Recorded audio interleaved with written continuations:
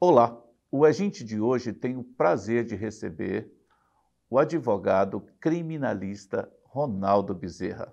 Olá, Ronaldo. Olá, Walter, tudo bem? Devo me referir a você a doutor ou pode ser pelo nome mesmo? Não, Ronaldo, por favor. Então tá bom, vamos falar de um assunto que é bem polêmico de momento.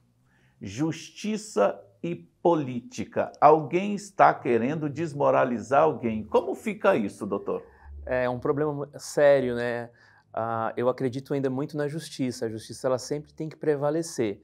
Então, são situações distintas. A política ela é importante para o país. Nós vivemos num Estado democrático de direito, mas a justiça é a forma que nós podemos utilizar para dirimir os conflitos sociais, né? Então, a nossa sociedade necessita da justiça. Então, eu continuo crendo muito na nossa justiça. Desacreditar da justiça não seria a gente dar, de uma certa forma, uma baderna para um país?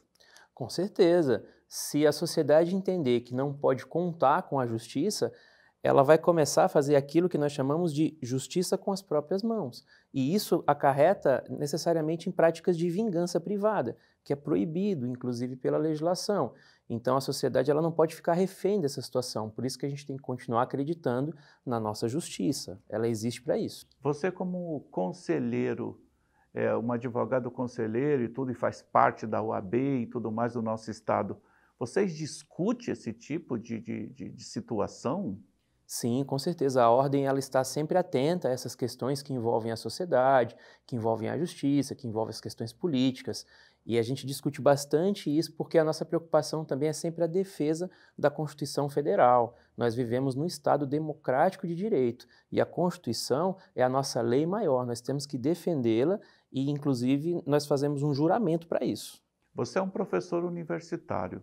Teus alunos te questionam sobre esses assuntos? O tempo inteiro, principalmente em situações atuais em que tudo acaba se transformando em muitas discussões, né? Os alunos eles têm questionado bastante posicionamentos, em especial julgamentos do Supremo Tribunal Federal.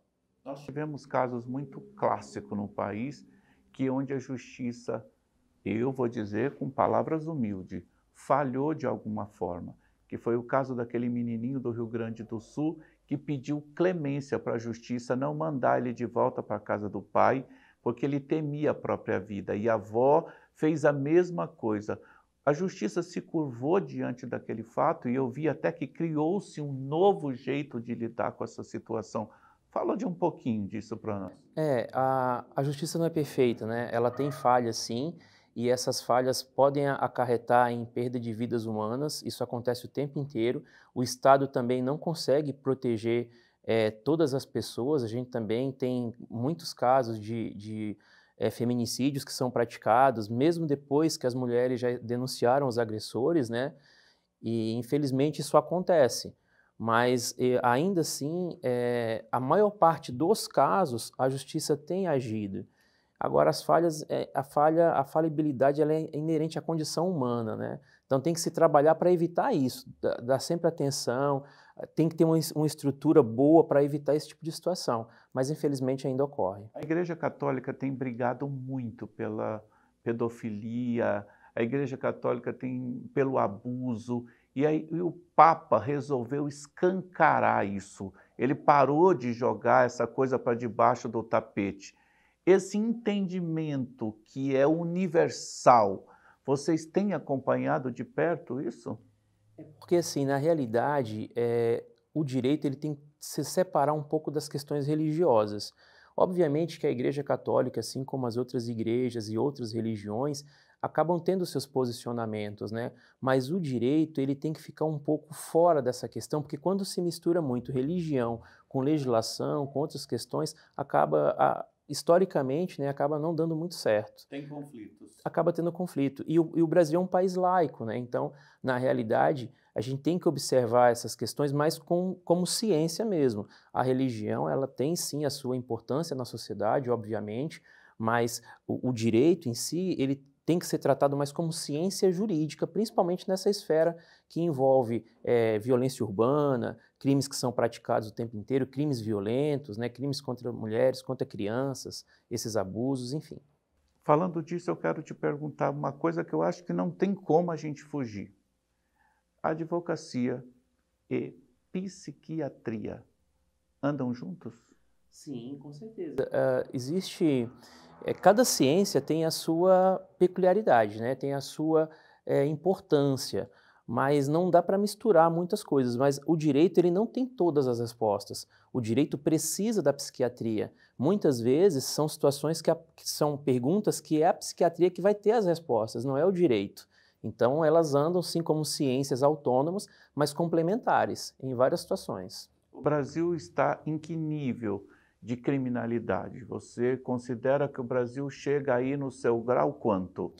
O Brasil pode ser considerado um país bem violento pelo número de crimes que ocorre o tempo inteiro, pelo número de presos. Nós temos hoje a terceira maior população carcerária do planeta, a primeira é a dos Estados Unidos, e o Brasil era o quarto, hoje ele ocupa o terceiro ranking, e mesmo com a população carcerária ali em torno de 800 mil presos, nós continuamos tendo ainda um país extremamente violento, com crimes contra o patrimônio, em primeiro lugar, né, desse ranking de crimes, e o que chama atenção, Walter, é até mesmo o perfil dessas pessoas que praticam crimes, que é justamente o fato de serem relativamente jovens e, ao mesmo tempo, pessoas que não tiveram educação, não têm um grau de escolaridade.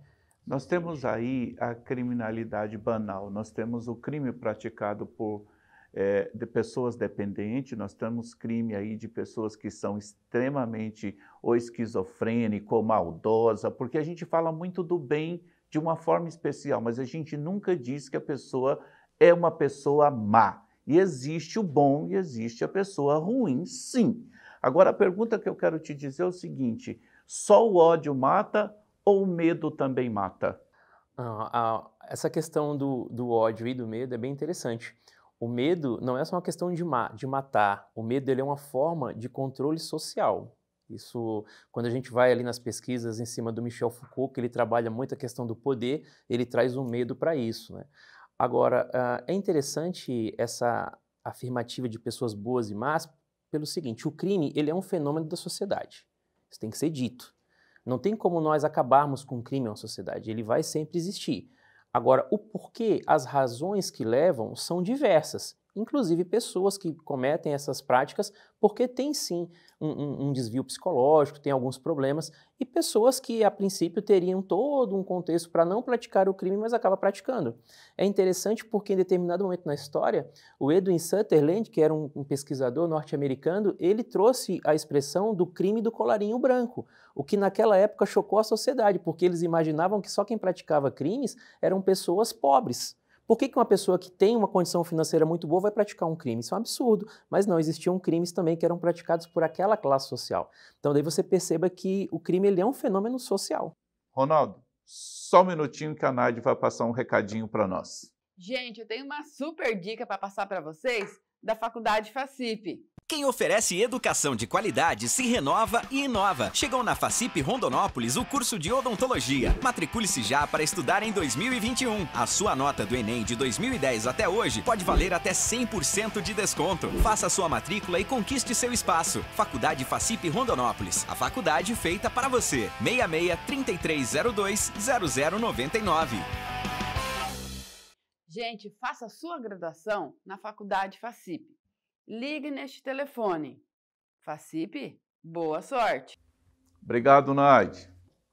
Você lançou 2 livros. Você já tem 2 livros publicados e eu queria que você falasse deles para nós. Bom, o primeiro livro que eu publiquei, que foi a minha dissertação de mestrado, é um livro sobre prisões, que é a prisão cautelar, né, e seu aspecto jurídico como pena processual antecipada, que é uma pesquisa sobre prisões cautelares, né? Como é que o Brasil prende, quais são as hipóteses de prisão, por que a gente acaba encarcerando. É um livro um pouco mais técnico, mas um livro que eu gosto muito foi o meu segundo livro, Walter, que é um livro de criminologia, que é essa ciência muito importante, que tenta justamente trabalhar por que ocorrem esses crimes na sociedade.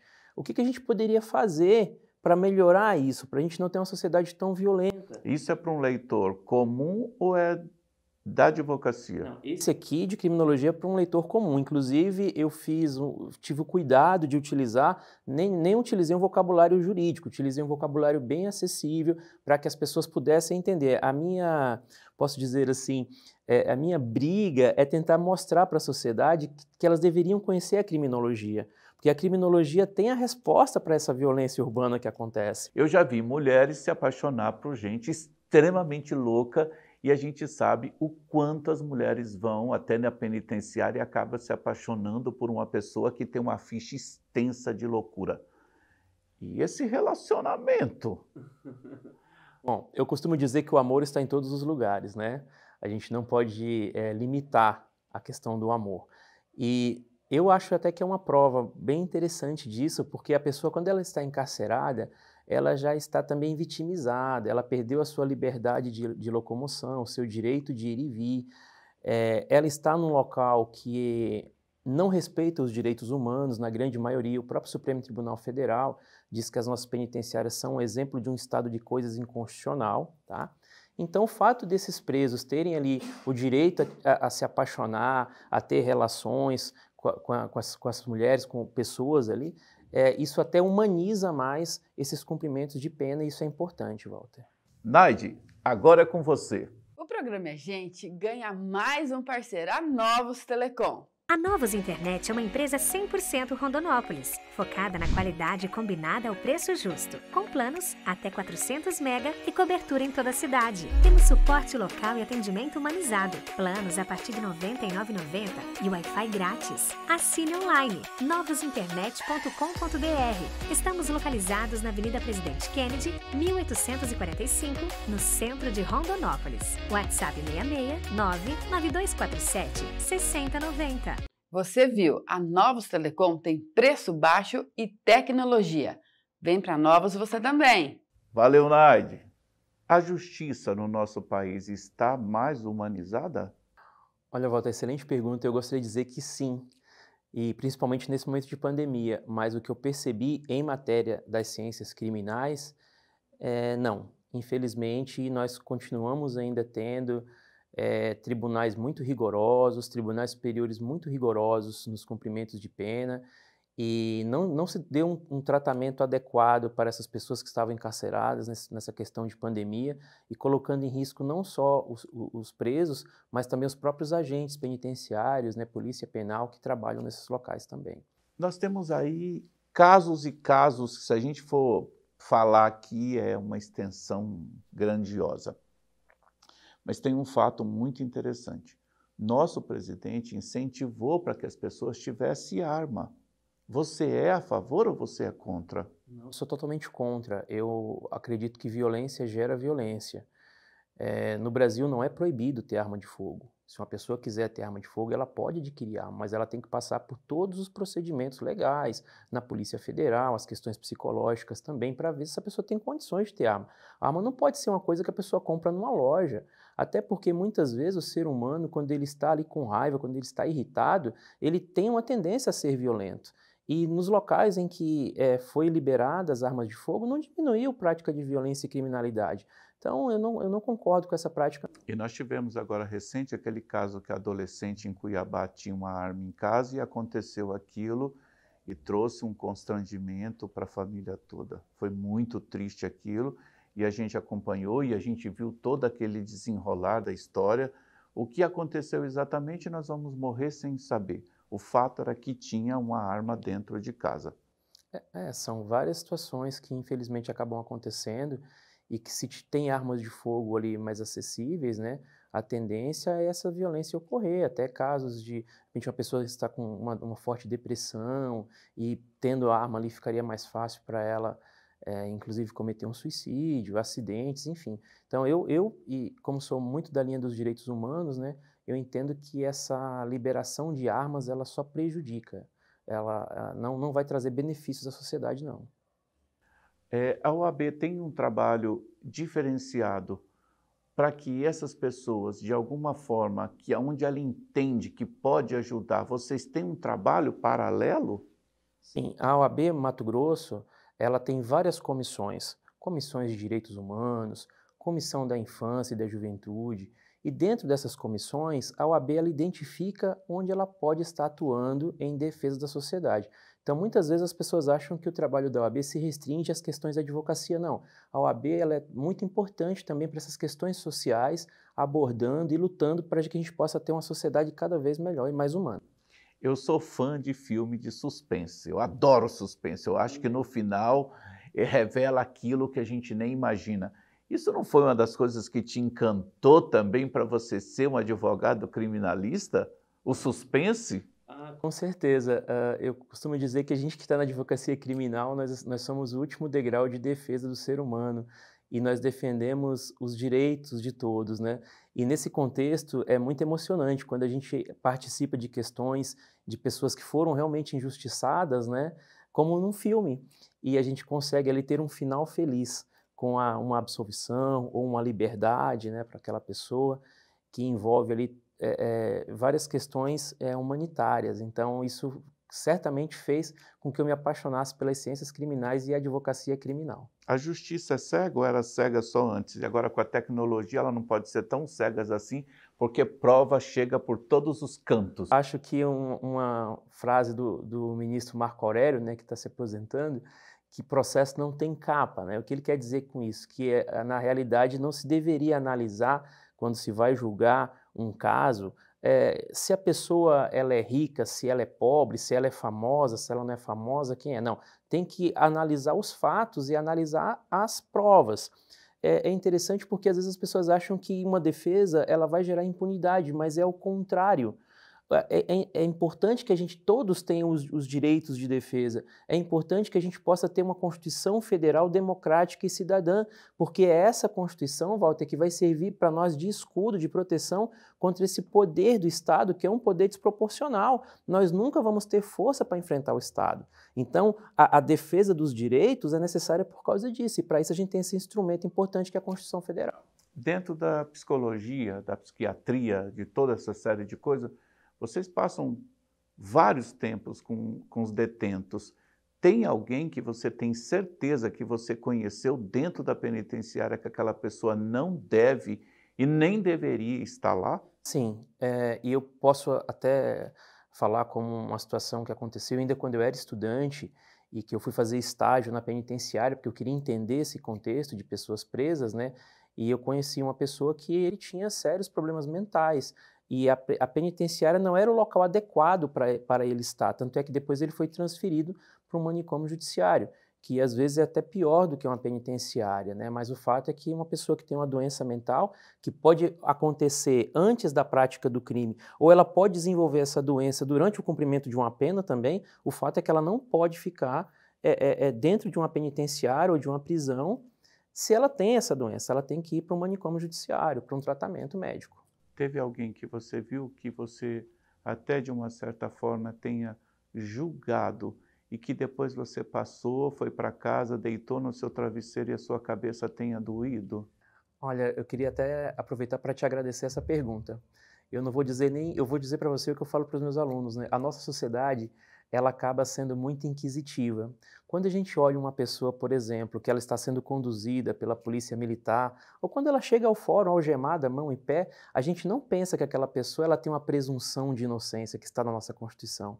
A gente não pensa que aquela pessoa é um ser humano que merece uma defesa, que tem que se verificar se realmente ela foi a autora daquele crime. Não. A gente automaticamente acaba pensando, tende a pensar o que é que ela fez. Porque se ela está ali, ela fez alguma coisa. E isso é errado. Eu vou dizer uma coisa para você muito triste e, ao mesmo tempo, a cumplicidade de uma mãe. Nós tivemos aí o caso do Lázaro e a gente teve a certeza de que a mãe esteve a todo momento com aquilo e, diante daquela situação, eu vou trazer o que a Bíblia nos ensina. Lázaro estava exatamente onde a mãe de Jesus também estaria do lado do seu filho. Tira de mim essa certeza e essa dor de amor e diga a sua verdade o que foi aquilo demonstrado e ver o filho regaçado, furado. Eu não estou a favor do Lázaro, mas eu tenho que imaginar que um coração de uma mãe jamais será condenativo. Diga para mim sobre isso. Eu fiquei muito triste com o final dessa situação toda. Eu acredito que a situação do Lázaro, ele deveria ter sido preso, processado, interrogado, até para poder descobrir outras coisas que poderiam ter acontecido. E segundo o que a polícia disse, ele teria trocado tiros, né? A gente não sabe se isso vai ser investigado ou não. O fato é que eu sou um defensor da vida. Eu não comemoro morte de ser humano, porque uma morte gera, sim, uma dor de uma mãe, assim como também gerou das vítimas dos crimes que ele praticou. Então, se a justiça cometeu os equívocos em relação a ele, não é errando de novo que vai se consertar um erro. Não é eliminando um ser humano que a gente vai ter uma sociedade mais justa. O caminho não é esse, porque senão a gente vai partir para vinganças. E se a gente partir para a vingança, nós vamos desacreditar na justiça. E a ideia não é essa, nós evoluímos da vingança para a justiça. Tem alguma coisa que eu não te perguntei, que você gostaria que as pessoas que estão em casa saibam? Bom, eu poderia finalizar, Walter, dizendo o seguinte: a criminologia ela é uma ciência muito importante. As pessoas acabam achando que a resposta para a violência é a lei penal. Muita gente fala, vamos criar uma lei penal mais severa, vamos criar uma lei penal mais dura, e dá ao direito penal uma responsabilidade que ele não consegue resolver. As pessoas não vão deixar de praticar crimes porque uma lei é mais severa. A gente tem que trabalhar as causas, não as consequências. A gente tem que cuidar das nossas crianças para que não se transformem em menores infratores. A gente tem que ter uma punição diferente, tratar os presos como seres humanos, para evitar que eles saiam piores do que eles entraram. Porque, no fim, nós vamos continuar sendo reféns de violência e criminalidade. A nossa política criminal em relação a isso está equivocada. Não é a lei severa, não é uma punição mais rigorosa, é o contrário disso. Então, essa eu acho que é um viés interessante, porque a educação ela transforma. Ao invés de construir mais presídios, quem sabe se construirmos mais escolas, poderemos ter no futuro uma sociedade melhor. Parabéns por essa mensagem, viu? Eu gosto da parte da humanização, porque eu acho que ela nos tira a distância entre um ser do outro. Ela nos aproxima. Acho que quem fez isso muito bem e deixou para a gente foi a Lady Dying. Eu acho que ela foi ali, ela saiu do topo da sua questão financeira e foi lá para aproximar as pessoas. E não tem outra forma para o mundo dar certo. A receita é essa mesmo. Quero te agradecer por você ter vindo, mas você lê muito, eu sei que você lê muito. Deve ter uma frase aí perfeita para você deixar para nós aqui. Eu sou um grande fã do Michel Foucault, né? E ele fala que as prisões, elas não recuperam, pelo contrário, né? Elas acabam punindo mais e deixando a sociedade ainda mais violenta. Então, antes de prender o ser humano, quem sabe a gente não tenta uma outra alternativa para uma sociedade melhor. Eu já vou te agradecer e deixar um beijo para a Jaque, que é a nossa amiga, e dizer mais o seguinte: você está vindo pela primeira vez, mas eu quero que você volta muito aqui. Você é a cara desse programa e é uma satisfação te receber, Ronaldo. Eu quero que você diga onde é que as pessoas podem encontrar o livro. Os dois livros foram editados pela editora De Plácido, né, publicados pela editora De Plácido, e tem o site da editora De Plácido, pode jogar no Google lá, e o meu nome é Ronaldo Bezerra, que já gera o link ali para as duas obras. Um grande abraço, sucesso. Muito obrigado. Eu que agradeço.